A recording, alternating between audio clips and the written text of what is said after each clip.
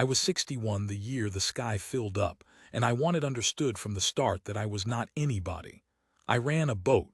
The boat ran on ice.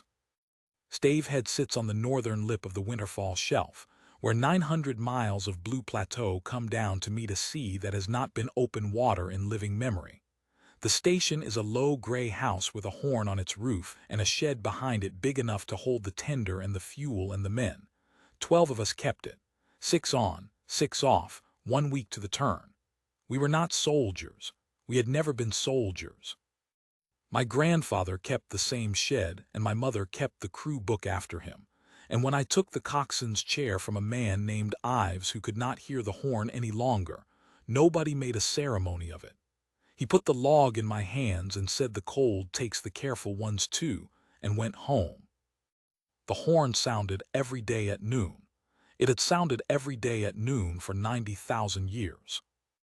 I did not think about that number then. Nobody does. You do not stand in your own kitchen and think about the tenure of your species.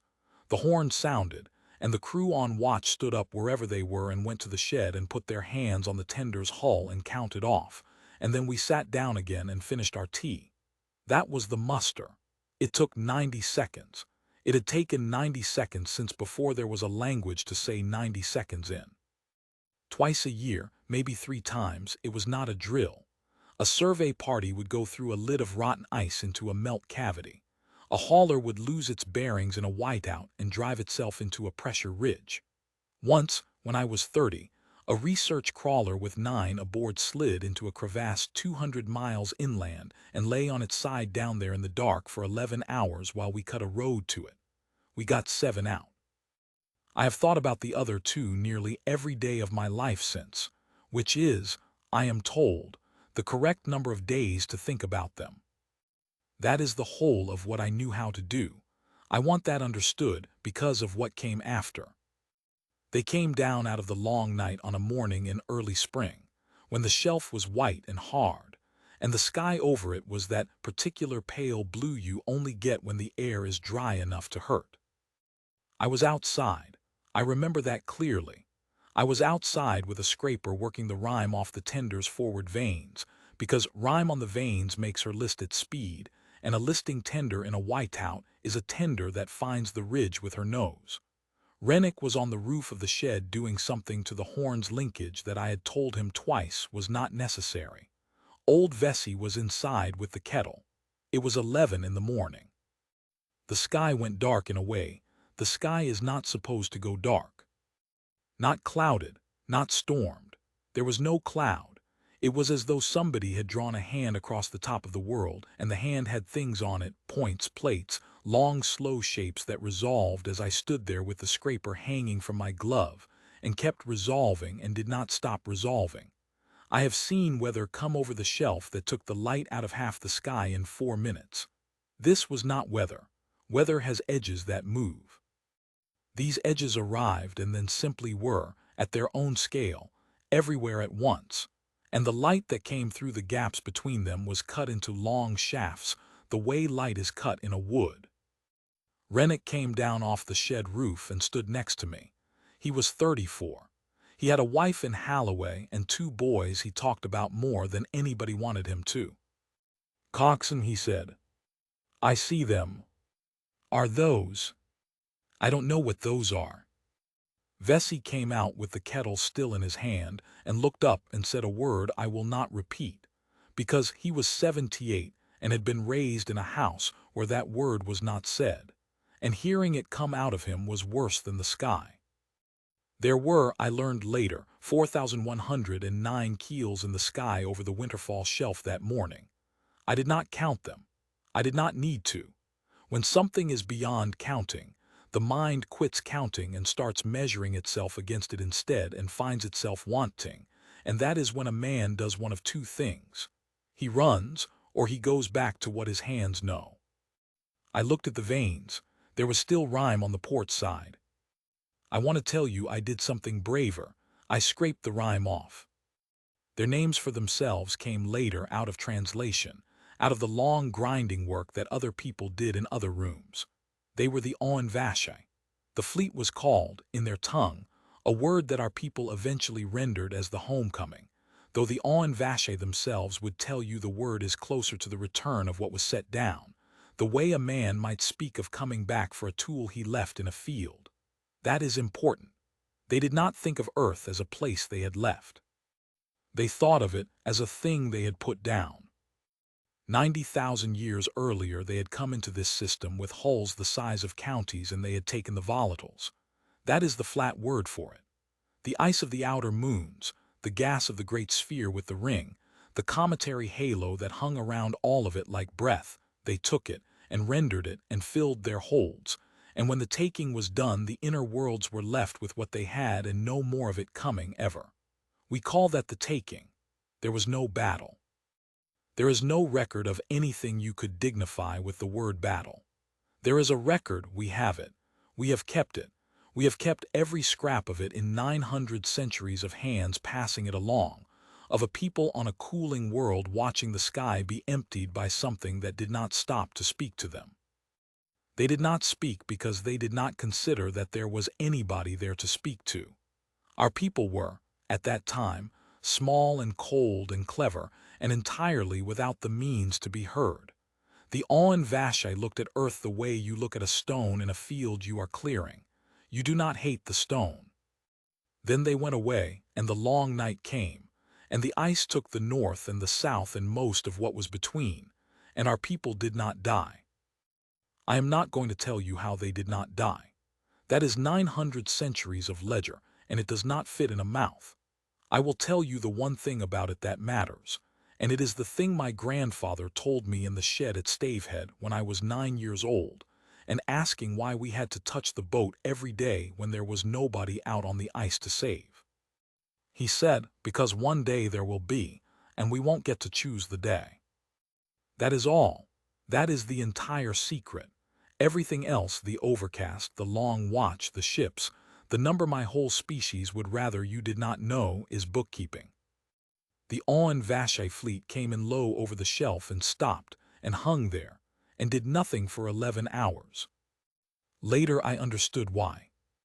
They had come expecting to burn a road down through the atmosphere of a dead world and set their keels in the dirt of it, and instead they had arrived inside something.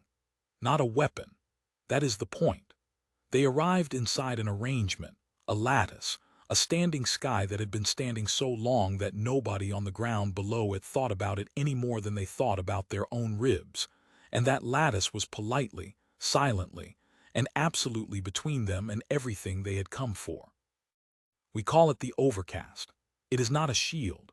Calling it a shield gives you the wrong picture, a wall, a bubble, something braced. The overcast is a distribution of intent. There are elements of it in orbit and elements of it under the crust and elements of it that spent the last 400 years drifting slowly across the outer system doing nothing at all. And what it is for is to know precisely where a thing is, and precisely how much of a thing there is, and to be able to reach it. Anywhere. Simultaneously, without hurrying. Above the overcast in the daylight were the hulks. I had seen the hulks all my life. Everyone had. There were 4 standing over the northern hemisphere that morning, and you could see 2 of them from Stavehead on a clear day, thin as a scratch on glass, and you thought about them the way you think about a mountain on the far side of the district. They are ships. The smallest of them is 9 kilometers from stem to stern. They are called, collectively, the Long Watch, and they are crewed, and they have been crewed continuously, in shifts, by people whose grandparents crewed them, since a time when the meltwater from this shelf was still finding out where the sea was going to be. Nobody at Stavehead had ever seen the Long Watch move. At 2 in the afternoon, all 4 of them moved. Not fast. That is what took the breath out of Vesey, who had gone very white and was sitting on an upturned crate by the shed door with the kettle still in his hand, cold now. They did not move like something in a hurry. They came around and up and settled themselves, in the sky, over the Vache fleet, at a distance, and an angle that any man who has ever tried to bring a boat alongside another boat in a heavy sea will recognize instantly and in his stomach. They took station. They took the weather gauge. And then they stopped, and did nothing at all for 11 hours. I have read since the transcripts of what passed between the long watch and the homecoming in those hours. There is not much. The Owen Vashai spoke first, and what they said, once it was rendered into something we could hold, amounted to a statement of position. They said, "This world was set down by us, and we have come back for the setting down, and the terms of our return are not a matter for discussion with what has grown here." They were not being cruel. This is the part that took me longest to accept, and I have had 20 years to accept it. They were not being cruel. They were the way a landlord is who has been abroad a long time. They had no picture in their heads of a tenant. They had a picture of a house. The reply from the long watch was 11 words long. I have it by heart because everybody does. "We know who you are. Our people are ready to receive you." The Owen Vashai did not understand the second half of that sentence. For 11 hours, 4,109 keels sat in our sky trying to work out where the threat was hidden inside it. They took it for a boast. They took it for the opening move of a negotiation. They ran it against every grammar they had and could not find the trapdoor, because there wasn't one, because the sentence meant exactly and only what it said, and that was a thing they had no shape for. "Ready to receive you." The horn sounded noon on the roof of Stavehead Station while their keels hung over us, and Rennick and Vesey and I got up out of our chairs and went out into the yard and put our hands on the cold flank of Long Grace and counted off, 1, 2, 3, the way we did, the way my mother had. The way a man whose name is lost, and whose face is lost, and whose entire world is lost did in the first winter after the taking when there was nothing left to save anybody, with except the habit of going to look. 90 seconds. Then we came back in and Vesey put the kettle on again because the first one had gone cold, and none of us said anything, and outside the window the sky was full of a fleet that had emptied a solar system, and inside the window 3 men waited for water to boil. Here is the thing that killed them, not us, the thing that killed them. Their keels were 90,000 years old. I do not think they knew when they set out how bad it had become, or perhaps they knew and had no better door to go through. Their own home, and we have this from them, from years of it, from a keel lord sitting across a table from our people with his hands flat on the wood, their own home had been failing for the better part of 1,000 years. The volatiles they took from us bought them time, and the time ran out, the way time does, and when it ran out they did the thing their whole history had trained them to do. They went to the place they had put down. They came back for the tool in the field. They came in ships their great-grandparents' had not been able to repair properly. Old drives, badly annealed. Containment that had been recertified so many times that the recertifying had become a right rather than an inspection.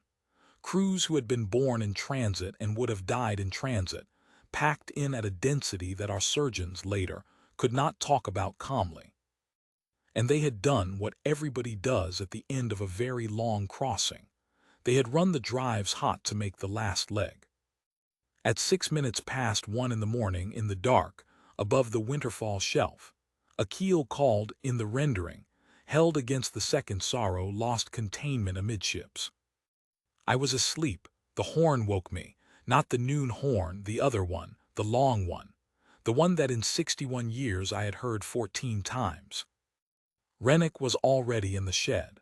He was in his gear with the deck lamps on and the tender's forward hatch open, and he was doing the pre-run with his lips moving, and when I came through the door he did not look up, he just said, "She's fueled, she's warm, veins are clean, I did them again at midnight," and I said, "Good lad," and went to the board.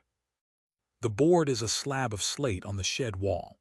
It has been a slab of slate on the shed wall for as long as there has been a shed. Somebody, some centuries ago, cut a groove down the middle of it, and on the left you chalk what you know, and on the right you chalk what you are going to do about it. Nothing else goes on the board. Not names. Not odds. Vesey came in behind me, with the tally sheet from the receiver.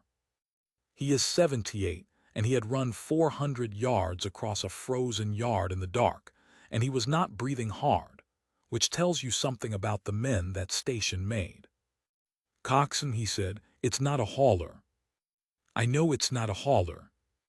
It's come down at Kestrel Draw, 22 miles. "How big?" He looked at the sheet, he looked at me. "I have known Vesey since I was a boy. He taught me the running knot," he said. "Coxswain, it's 4 miles long." I put the chalk down.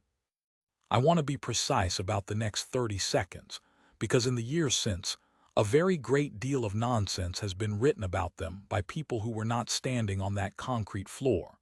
Nobody made a speech. Nobody said anything about the taking.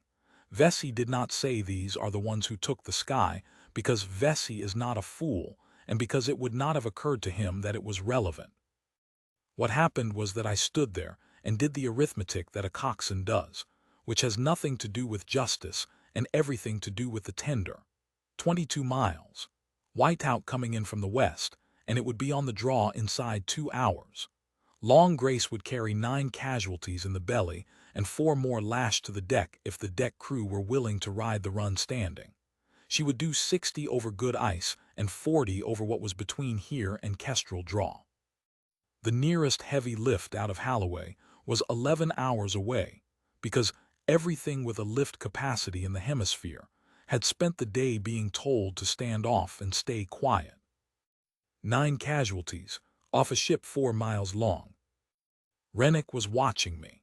He had his hands on the hatch combing and his boys' faces somewhere behind his eyes, and he was waiting for me to say the sensible thing, which was that there was no sense in it, that we would go out and freeze and find a wall of burning metal and be able to do nothing at all, and that we should wait for daylight, and for the heavy lift, and for somebody with a proper mandate to tell us what we were permitted to do about an enemy fleet. I picked the chalk back up. On the right-hand side of the slate under "going to do," I wrote the only thing there was to write. "Out to Kestrel Draw, bring back who we can." Then I said, "Vesey, you have the station. Rennick, start her." And Vesey said, "And I will hear this until I die," Vesey said, "Coxswain, I'm coming. You're 78. And I've a deck to stand on." There was no time to have it out with him. That is what I told myself for years afterwards. It is not true. There was time. I let him come because he was right, and because I would have said the same, and because there is a thing that gets into men who have spent their lives touching a boat at noon for people who are not out there yet. And when the people are finally out there, the thing has hold of you and you do not argue with it.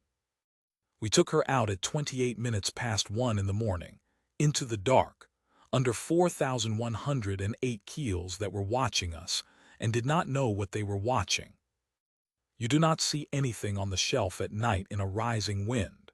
You feel the ice through the hull, and you read the ridge lines on the sounder, and you keep the vanes clean, and you talk to your crew about nothing. 20 minutes out, the sky ahead of us went orange. Rennick at the sounder said, "That's not a fire." He was right.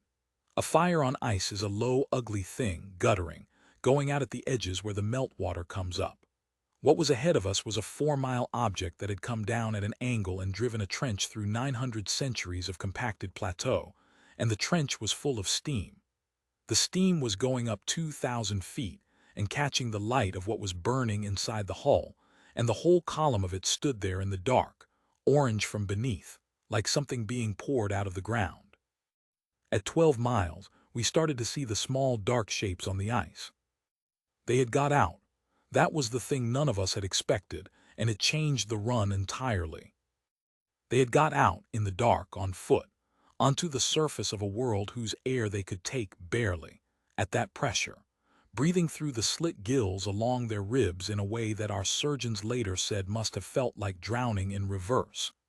And they had walked away from the wreck of Held against the second sorrow into a wind coming out of the west at 50 knots, and a temperature that would kill a man in his shirt in 11 minutes. They did not know where they were going. There was nowhere to go.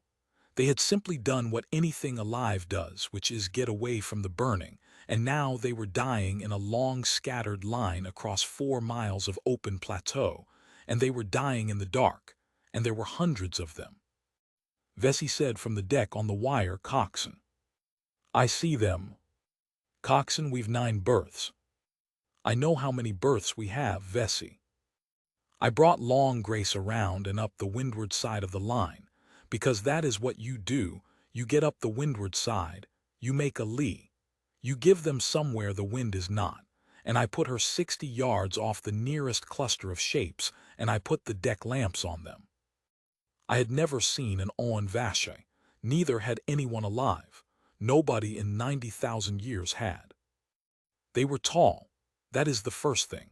They were very tall and very thin and plated along the outer arms and down the spine, and the plating had a way of catching the deck lamp that made them look wet. They stood the way a heron stands.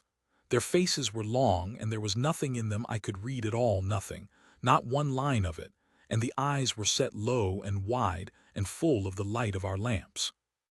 There were perhaps 40 in the cluster. Most of them were down. The ones still standing had arranged themselves, and I did not understand this until much later, and when I understood it, I had to leave the room.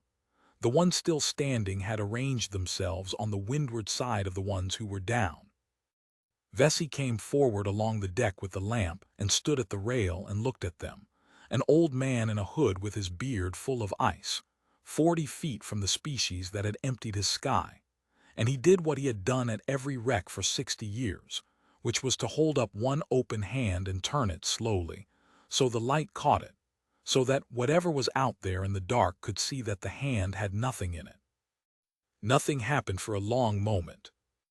Then one of the standing ones, and we know now who he was, and there is a great deal that could be said about who he was, raised one long plated arm, and turned the open palm of it toward our lamp, and held it there. "Coxswain," said Vesey, "they've got the hand." I said, "Put the ramp down." We took 9. Then we took 4 more lashed to the deck, and Rennick rode the run standing with a line around his waist and his arm through a stanchion, which is a thing I have never permitted before or since. 13 off the first cluster and the wind rising and 22 miles back to Stavehead, and on the ice behind us, hundreds. Hundreds. I have been asked many times whether I understood in that moment what I was participating in, whether I felt the weight of it, whether it occurred to me, standing at the wheel of an ice-tender with 13 dying strangers in her belly and their 90,000-year-old crime hanging in the sky above me, that history was passing through the shed at Stavehead. The truth is that what occurred to me, the whole way back, was that we were going to have to do it again, and again, and that 13 at a time against hundreds was not arithmetic that closed, and that I did not have anything else, and that I was going to keep doing it until the ice took me or somebody came. At Stavehead, Vesey opened the shed and we carried them in and put them on the concrete floor next to the fuel drums because there was nowhere else. And one of them, a small one, and I use the word small carefully, it was 7 feet long, took hold of my sleeve with a hand that had 4 joints in each finger and would not let go, and I sat down on the floor beside it and let it hold on, because that was also the job. At 4 in the morning I went back out. At 6 I went back out again. At 7:30, with the white out on us properly and the light coming up gray and useless behind it, I brought Long Grace over the last ridge before Kestrel Draw with 11 miles of nothing in the sounder and my hands shaking on the wheel from 12 hours of it, and I saw the lights. Not the wreck. The wreck was behind that, a mile beyond, still steaming. Lights on the ice, lines of them, ordered. The heavy lift out of Holloway had come, and behind it the lift out of Corinth, and behind that a chain of them going away west into the storm with their lamps on. Hundreds and men on the ice in orange gear laying tape, and a field hospital going up under a pressure dome, and somebody had already run a marker line 4 miles out along the casualty scatter and put a lamp on every 50 yards of it, and there were tenders like mine, from stations like mine. The little ugly workboats of 100 rescue services that had no business being on the winterfall shelf, coming in from every point of the compass, with their vanes clean. They had not been ordered. There was no order. There was no time for an order, and I have since been told by people who would know, no mechanism by which such an order could have been given. The horn had sounded, and every station in the hemisphere had put its hand on its boat. I sat there at the wheel of long grace with the storm coming over the top of us, and I watched an entire civilization arrive on the ice to save the people who had killed its sky. And I did not feel triumph, and I did not feel forgiveness. I felt the way you feel when the second boat comes over the horizon, and you realize you can stop being the only one. And then, because the deck lamps were bright and the light was gray, and I happened to look up at exactly the moment a gap tore in the cloud, I saw the long watch. 4 hulks, 9 kilometers each, directly overhead, in the daylight, in perfect station over the wreck of Held against the second sorrow, so close that I could see the running lights along their flanks going away and away into the murk, and every gun housing on their ventral line standing open. Open, not firing, open and tracking and silent, and had been all night. They had watched a keel of the homecoming fall out of the sky and burn. They had watched hundreds of Owen Vashai walk out onto the ice to die. They had watched, above all that, 4,108 remaining keels sit motionless in our air with everything they had. And what came down out of that sky all night long, in the dark in a 50-knot wind, was not one round. It was boats,